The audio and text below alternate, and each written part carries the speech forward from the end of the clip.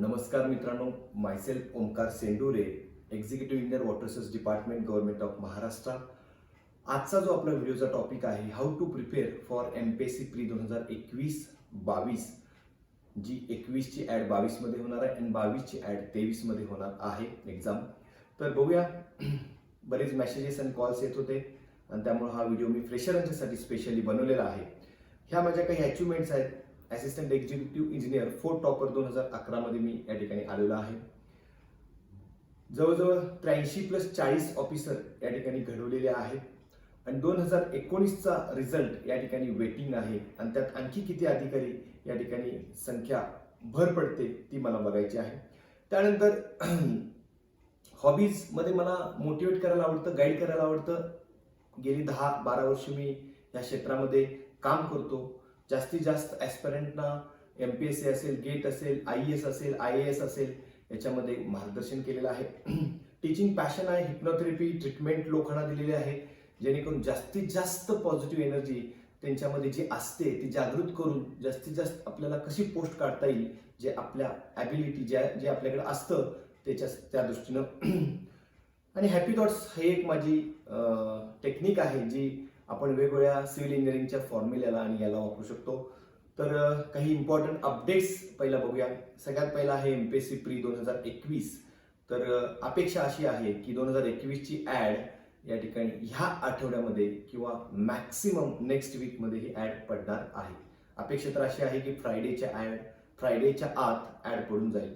BMC 2022च्या बाबतीत सर्वांना सांगावंसं वाटते, 2 प्रकारच्या पोस्ट भरल्या जातात. एक BMC सब इंजिनियर आणि BMC ज्युनियर इंजिनियर. तर ह्या दोन्ही एक्झाम्स साधारण इलेक्शन झाल्यानंतर होईल असं आमचे जे काय BMCचे ऑफिसर्स आहेत त्यांच्याकडून कळतंय आणि त्यामुळं एक चांगल्या पद्धतीने प्लॅनिंग तुम्हाला करता यावं म्हणून हे ॲडव्हान्समध्ये सांगतोय.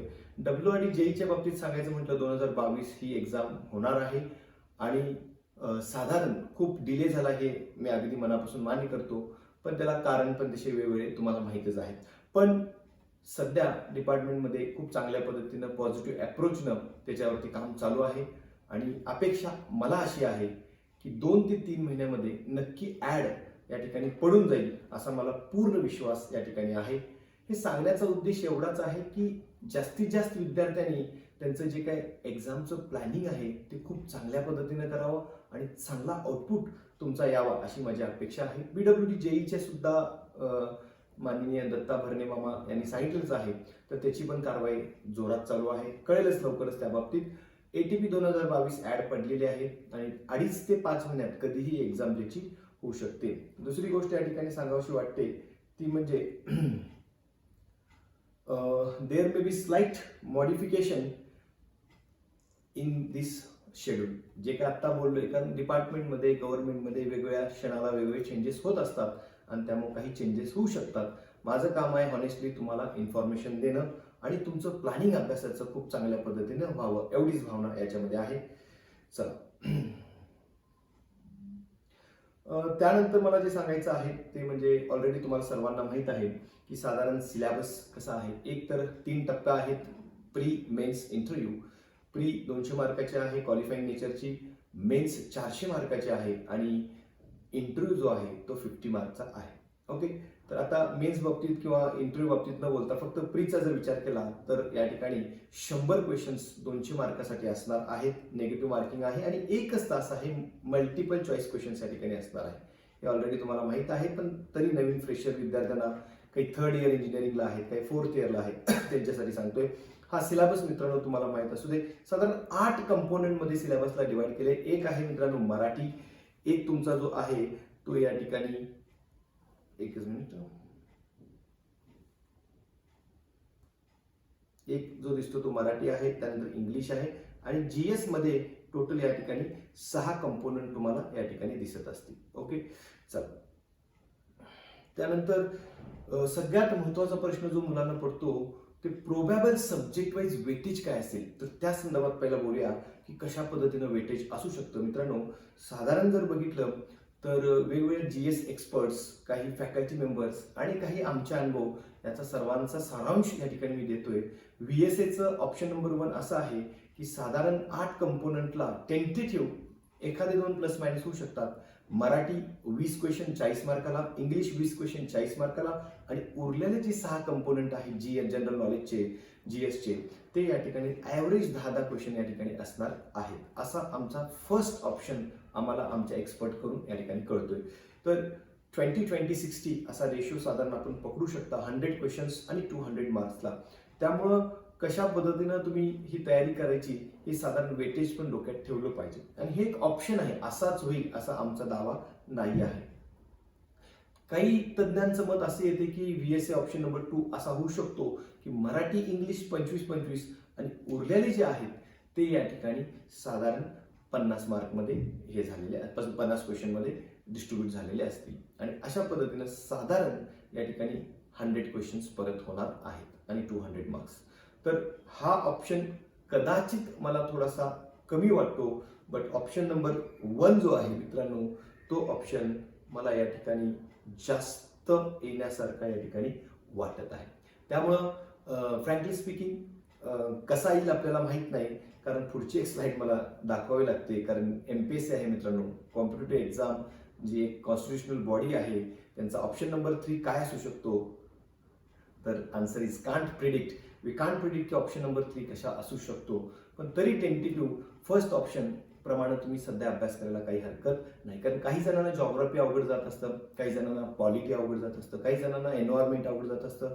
अशा वेगवेगळ्या रेंजचे विद्यार्थी, वेगवेगळ्या इंटरेस्टचे विद्यार्थी या ठिकाणी असतात. आणि त्यामुळे मला असं वाटतंय की ॲटलिस्ट तुम्हाला जनरल ॲबिलिटी जे आहे ते कम्पॅरेटिव्हली सोपं येतं. ॲप्टिट्यूड रिझनिंग ते तुम्ही करायला हरकत नाही. इंग्लिश बऱ्यापैकी विद्यार्थ्यांना येत असतं, ते करायला हरकत नाही. मराठी तर महाराष्ट्रातले बरेच लोक मराठीमध्ये चांगला स्कोर करतात. अशा तुम्हाला चांगलं सिलेक्टिव्ह जे मार्क पडणारं स्कोरिंग आहे त्याच्यावरती कॉन्सन्ट्रेट करून सब्जेक्ट तर सगळे संपवायचे आहेतच. चला, आता काही लोकांना होतं की मराठी म्हणजे नेमकं करायचं काय, तर त्या मराठी संदर्भात या ठिकाणी डिस्कस करूया. काय कंटेंट ग्रामरचा असला पाहिजे. हा एक मित्रांनो स्क्रीनशॉट आहे. Please ignore this dates. Okay, ह्या डेट्स काही बघू नका. एक इंटरनेटचा स्क्रीनशॉट आहे. साधारण सर्व म्हणी असतील, वाक्य व त्याचे प्रकार असतील, वर्णमाला, संधी, समूहदर्शक, विशेषण, मी जास्त डिटेल वाचत नाही, सर्वनाम, शब्दयोगी, क्रियापद, नामे व त्याचे प्रकार हे तुम्हाला या ठिकाणी माहीत असणं मराठीमध्ये गरजेचं आहे. त्यानंतर दुसरा मराठीचा कंटेंट ऍड करायचा झाला तर क्रियाविशेषण, शब्दसिद्धी, प्रयोग व त्याचे प्रकार, ज्याला आपण इंग्लिशमध्ये व्हॉइस म्हणतो अँड इट्स टाइप्स, शब्दांच्या शक्ती व त्याचे प्रकार, काळ व त्याचे प्रकार, केवळ प्रयोग असे वचन व त्याचे प्रकार आणि लिंग व त्याचे प्रकार. तर हा कंटेंट तुम्हाला मराठीत करायचा आहे. नंतर तुम्ही या व्हिडिओची स्क्रीनशॉट सुद्धा घेऊ शकता इफ यू वॉन्ट. मराठी ग्रामरमध्ये आणखी एक आहे ध्वनिदर्शक, समानार्थी, वाक्याचा समासबद्दल, काही महत्वाचे शब्द, अर्थ आणि विभक्ती आणि विरुद्धार्थी शब्द या ठिकाणी तुम्हाला करणं अतिशय गरजेचं आहे. तर हा झाला मराठीचा कंटेंट. परत एकदा सांगतो की हाच कंटेंट असेल का? आन्सर अनप्रिडिक्टेबल आहे. पण ॲटलिस्ट एवढा कंटेंट केला तर खूप चांगल्या पद्धतीचा स्कोर तुमचा येऊ शकतो. आणि स्पेशली नवीन मुलांसाठी हे फार गरजेचं आहे असं मला वाटतंय. कारण मुलांना कळत नाही नेमकं कोणता कंटेंट करायचा आणि कोणता कंटेंट करायचा नाही. दुसरं या ठिकाणी हे books to refer for Marathi, याच्याबद्दल पण बऱ्याच वेगवेगळ्या मेसेजेस मला येत असतात. तर तुम्ही मोरा वाळंबे या सरांचं पुस्तक वापरू शकता मराठी व्याकरणसाठी. आणि दुसरं ऑप्शन तुमच्याकडे आहे बाळासाहेब शिंदे. पण मी असं सजेस्ट करणार नाही की दोन्ही पुस्तकं तुमच्याकडे असली पाहिजेत.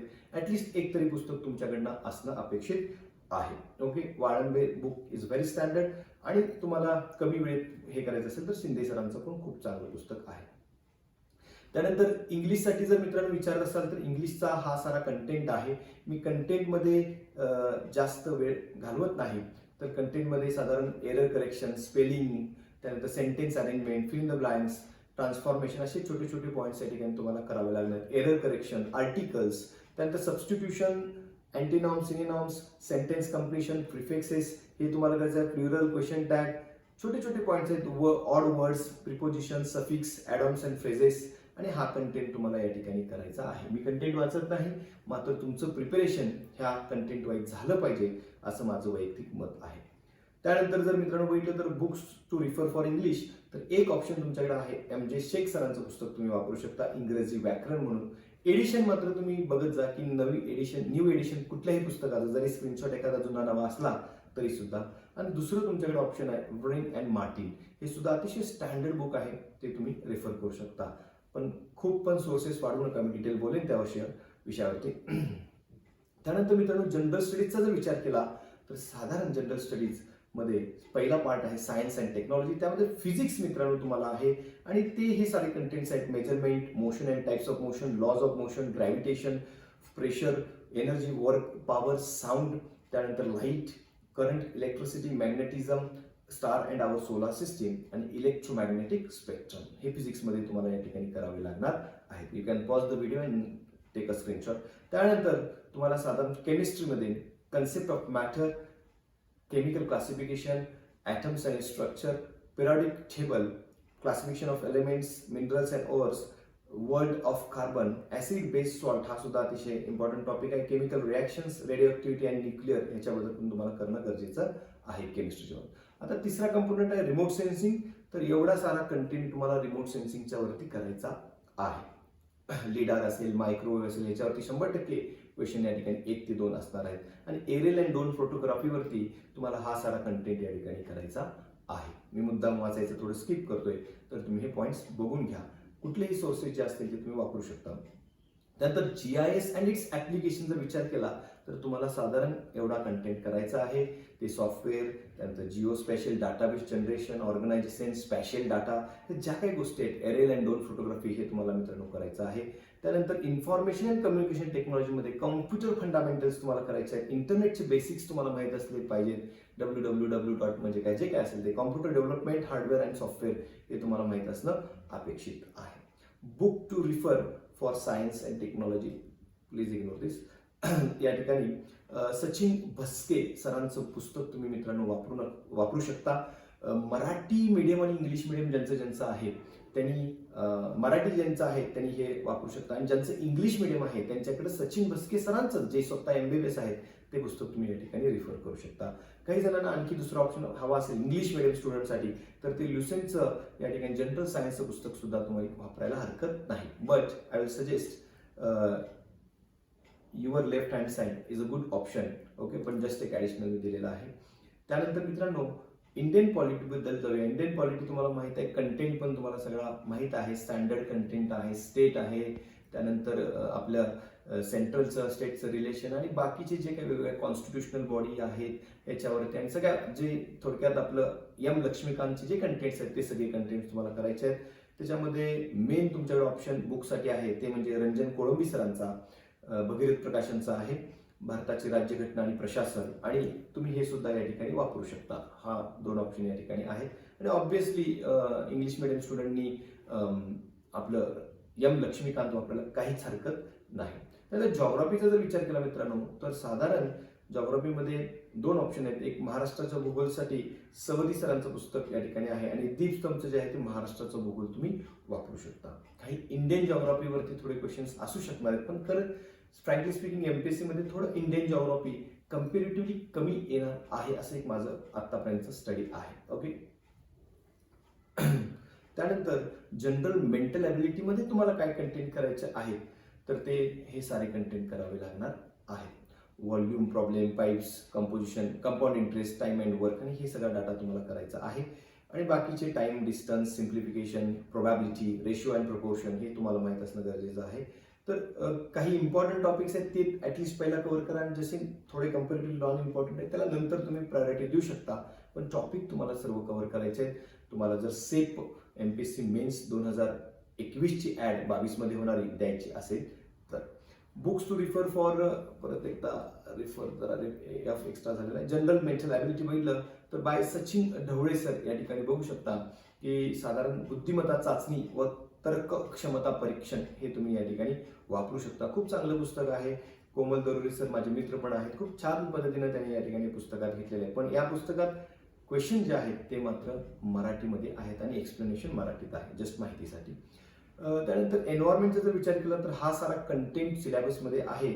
आणि बुक्स टू रिफर म्हटलं तर मित्रांनो तुमच्याकडे रंजन कोळंबी सरांचं या ठिकाणी आहे, that is UPSC IAS environmental studies. आणि दुसरं ऑप्शन तुमच्याकडे आहे डॉक्टर तुषार घोरपडे सरांचं पुस्तक तुम्ही या ठिकाणी वापरू शकता. तिसरा ऑप्शन तुमच्याकडे आहे शंकर IAS अकॅडमी, त्याचं पण एन्व्हायरमेंटलचं पुस्तक खूप छान आहे. पण UPSCला राईट हँड साईडवालं, तुमच्या राईट हँड साईडवालं जास्त छान आहे. ॲटलिस्ट तुम्हाला इंग्लिश मिडियमचे असाल तर शंकर IAS सुद्धा ऑप्शन तुम्ही ठेवू शकता. बाकीचे मराठी मराठी मीडियम विद्यार्थ्यांसाठी डाव्या हाताचे 2 घेऊ शकता. त्यानंतर मित्रांनो करंट अफेअर्सच्या बाबतीत जर बोलायचं झालं तर करंट अफेअर्समध्ये 2 बुक मी तुम्हाला सजेस्ट करेन. एक सिम्प्लिफाईड इयर बुक या ठिकाणी तुम्हाला वापरायचं आहे सिम्प्लिफाईड पब्लिकेशनचं, और परिक्रमा साधारण लास्ट 6 to 8 मंथच्या परिक्रमा तुम्हाला कव्हर करायच्या आहेत, जेणेकरून तुमचा करंट अफेअर्सचा अभ्यास अतिशय छान पद्धतीनं होईल. आता सगळ्यात महत्त्वाचा पॉईंट आहे टाइम इन हँड, कारण खूप स्पेशली थोडंसं प्रेझेंटेशनमधून बाहेर येतो. असे काही विद्यार्थी आहेत ज्यांचे ह्या 8 मधले 4 कंपोनंट उरलेले आहेत, काही जणांचे 6 कंपोनंट उरलेले आहेत आणि काही जणांचे 2 कंपोनंट उरलेले आहेत, म्हणजे पूर्ण झालेले आहेत. तर या ठिकाणी ज्यांचे जेवढे झालेले आहेत, ज्यांचे जास्त झालेले आहेत ते सेपरलाच आहेत, ज्यांचे झाले नाहीत त्यांना मात्र आता खूप सिरियसली अभ्यास करावा लागणार आहे. कारण मित्रांनो फेब्रुवारीचे आजच्या 17 फेब्रुवारीपासून जर विचार केला तर 12 दिवस तुमच्या हातात आहेत, मार्चचे 31 दिवस तुमच्या हातात आहेत आणि एप्रिलचे मित्रांनो तुमच्याकडे साधारण 5 दिवसाचे हातात आहेत. कारण मी काही 20 ते 25 दिवस यातले मायनस केलेले आहेत. That is for the revision. कारण जे काही केलेलं तुम्ही आहे ते रिवाईज जर झालं, ते डोळ्याखालनं गेलं तर एक्झाममध्ये आउटपुट चांगला असणार आहे. अदरवाईज जस्ट तुम्ही वाचत वाचत वाचत गेला तर आउटपुट चांगला येणार नाही. टोटल जर विचार केला तर 47 ते 50 साधारण 50 दिवस तुमच्या हातात आजपासून आहेत. In two bracket assuming exam is on 30 April 2022. जर एक्झाम थोडीशी पुढे गेली, मे बी MPSCच्या शेड्यूल प्रमाणे थोडी जाऊ शकते, 10-15 दिवस गेली तर, पण सध्या तरी 30 एप्रिललाच म्हणतो मी एक्झाम आहे. त्यामुळे 50 दिवस तुमच्या हातात या ठिकाणी आहेत. साधारण 30 दिवस 47 आहेत, मी 50 म्हणतो. राहतो प्रश्न की साधारण फ्यू इम्पॉर्टंट टिप्सचा, की काय नेमक्या टिप्स तुम्हाला फॉलो करायचे आहेत जेणेकरून आउटपुट चांगला येईल. Time is very less, don't use too much sources. मी हे पण वापरतो, शंकर IAS पण वापरतो, भगीरथचं पण वापरतो, तेवढा वेळ आता तुमच्याकडे राहिला नाही. ज्या काही तुम्ही समजा कुठं ट्रेनिंग घेत असाल, कोचिंग घेत असाल तर त्या नोट्स तुम्ही वापरा आणि ॲडिशनल जे काही मिसिंग आहे ते तुम्ही या ठिकाणी कव्हर करू शकता. त्यानंतर शॉर्ट टेक्निक्सचा वापर करा. खूप एकाच पॉईंटवरती खूप वेळ वाया घालवू नका एका पर्टिक्युलर टॉपिकसाठी. त्यानंतर कीप ॲटलिस्ट, मी म्हणतोय बघा कंसात 15+10 25 days for last revision and revision respectively. म्हणजे साधारण लास्ट रिव्हिजन जे आहे ते 15 दिवसात एकदा तुमची नजर फिरली पाहिजे आणि शेवटची 8-10 जे काय तुमचं प्लॅन असेल त्यामध्ये शेवटच्या 10 दिवसात एक फायनल थर्ड रिव्हिजन ज्याला म्हणेल. म्हणजे एक आहे तुमचं प्रॉपर फर्स्ट रिडिंग जे तुमचं आता चालूच आहे, दुसरं आहे की तुमचं जस्ट परीक्षेच्या आधी आणखी एकदा ते डोळ्याखालनं जाणं गरजेचं आहे असं मला वाटतंय. कारण जेवढे पण ऑफिसर्स या ठिकाणी तुम्ही बघितलं असाल त्यांना जर विचारला तर रिव्हिजन इज की टू सक्सेस हे सर्वजण तुम्हाला सांगतील. नुसता वाचत भरमसाठ गेलं आणि डोक्यात काही नाही आलं किंवा ते रिमाइंड नाही झालं, रिवाईज नाही झालं तर आउटपुट या ठिकाणी चांगला येणार नाही. Factual cum conceptual data both are important. MPSC आहे इथं कन्सेप्च्युअल पण क्वेश्चन असतील पण फॅक्च्युअल पण क्वेश्चन असतील, त्यामुळे जेवढं फॅक्च्युअल लक्षात राहतं तेवढं फास्ट कव्हर करत जाणं सुद्धा चांगलं आहे. Touch all the syllabus content, प्रत्येक सिलेबसच्या कंटेंटला टच करा, सोडू नका कुठला point. Take spirit and positive pressure, बघा मी काय म्हणतोय, take spirit and positive pressure from merit list 2019. Specially 61 असे कॅन्डिडेट आहेत मित्रांनो जे MPSC मेन्सला रिटन एक्झाम मध्येच 300च्या वर मार्क पडलेले आहेत किंवा 300 मार्क पडलेले आहेत. ओके, त्यामुळं 2 अँगलनं मी या ठिकाणी तुम्हाला सांगत आहे. मी नेहमी मिशन 325+325+ रिटर्नला ठेवलं आणि साधारण टॉपर जर बघितला 2019चा स्वप्नील पाटील कोल्हापूरचा तर त्यानं या ठिकाणी साधारण 325च्या आसपास मार्क पाडलेले आहेत. त्यामुळं 325 मार्क मेन्समध्ये पाडणं शक्य आहे आणि म्हणून मी तुम्हाला म्हणतोय की त्या टॉप 60 विद्यार्थ्यांना जर 300+ पडत असतील आणि पोस्ट कन्फर्म होत असेल तर तुमच्याकडे पण तीच ॲबिलिटी मित्रांनो आहे गरज फक्त ती प्रॉपर स्टडीची, प्रॉपर कष्ट घेण्याची आणि फळाची चिंता न करता कंटिन्युअस एफर्ट्स घेणं फार गरजेचं आहे. आतापर्यंत हजारो एक विद्यार्थ्यांना वेगवेगळ्या प्रकारे मार्गदर्शन केलेलं आहे आणि त्यातनं मी तुम्हाला हे अनुभवाचे बोल या ठिकाणी सांगत आहे. तर पॉझिटिव्ह प्रेशर ह्याच्यासाठी, निगेटिव्ह प्रेशर का घेऊ नये ह्याच्यासाठी सांगतोय की अरे मग आपलं कॉम्पिटिशन आहे, आपलं होणार नाही, असं स्वतःबद्दल निगेटिव्ह थॉट्स सुद्धा आणण्याची अजिबात आवश्यकता नाही. यू आर ग्रेट, तुम्ही ग्रेट होता, ग्रेट आहे आणि भविष्यात सुद्धा ग्रेट राहणार आहात असा आत्मविश्वास स्वतःबद्दल असला पाहिजे. कारण जो माणूस स्वतःलाच कमी लेखतो तो आयुष्यात पुढे जाऊ शकत नाही. त्यामुळे आजपासून स्वतःला स्ट्रॉंग लेखा. येस, आय एम स्ट्रॉंग, मी स्ट्रॉंग होतो, स्ट्रॉंग आहे, स्ट्रॉंग राहणार आणि ही एक्झाम फाईट करणार. कारण कॉम्पिटेटिव्ह एक्झाममध्ये नेहमी अप डाऊन्स येत असतात. डाऊन फेज आली की परत उसळी मारायची असते. अपमध्ये गेलं तर खूप अपमध्ये जायचं नाही, हवेत राहायचं नाही, परत ग्राउंडवर राहून कंटिन्युअस कन्सिस्टंट ह्या शब्दाचा अर्थ सर्वांना माहीत आहे. कन्सिस्टंट एफर्ट जर घेतले तर 100% तुम्हाला तुमचे जे स्वप्न आहेत AEE, AE1, AE2, JEE ह्या एक्झाम्स तुम्ही क्रॅक करू शकता. Keep faith on your effort सांगितलेलंच आहे. MPSC आता एक अतिशय महत्त्वाचा पॉईंट या ठिकाणी सांगतोय. Feel MPSC form carefully. कारण बरेच विद्यार्थी इतक्या चुका करतात आणि नंतर MPSC कडनं काही कारवाई झाली तर मात्र खूप त्यांना वाईट वाटतं की यार एक वर्षाचा अभ्यास वाया गेला. त्यामुळे फॉर्म भरताना खूप छान पद्धतीनं व्यवस्थित, स्पेशली 2 आहेत, एक स्पोर्ट्सवाले आणि एक नॉन क्रिमिलियरवाले, ज्यांचं 8 लाखाच्या आत उत्पन्न आहे. Do you belong to non creamy layer? जर 8 लाखाच्या आत असेल आन्सर शुड बी येस.